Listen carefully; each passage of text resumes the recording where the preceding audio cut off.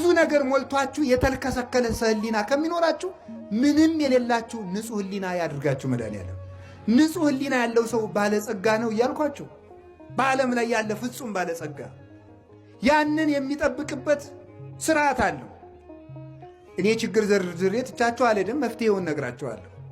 ንጽህና ሲጎል የምን ሞት ይመጣል? አንደኛ የሥጋ ሞት በሉ እንጂ የምን። እርግጠኛ ሆኜ ልንገራችሁ አንድ ነገር፣ የሚሞቱ ሰዎች የበዙትና ሀገራችን የምትታመሰው በክፉ ሰዎች ነገር መጎንጎን አይደለም፣ በእኛ መርከስ ነው። እኛ ንጹሕ ከሆን ክፉ የሚመክሩ ሰዎችን ምክር ማን ያደርገዋል? እግዚአብሔር ይሽረዋል። ጠቢብ ውእቱ ዘያረስ ምክረ መካሪያን ተባ ውእቱ ዘያደቅቅ ይላል። ተመልከቱ፣ መዝራዕተ ኃያላን ይላል ኤጲፋንዮስ በቅዳሴው። የመካሪዎችን ምክር የሚሽር የሚያስረሳ እግዚአብሔር ጥበበኛ ነው። ምክርን የሚሽር ኃይልን የሚያደቅ ነው። የጎደለን ምንድን ነው ካልኳችሁ ንጽህና። እግዚአብሔር የትም ቦታ ንጽህና አጥቶሃል ነው የምላችሁ።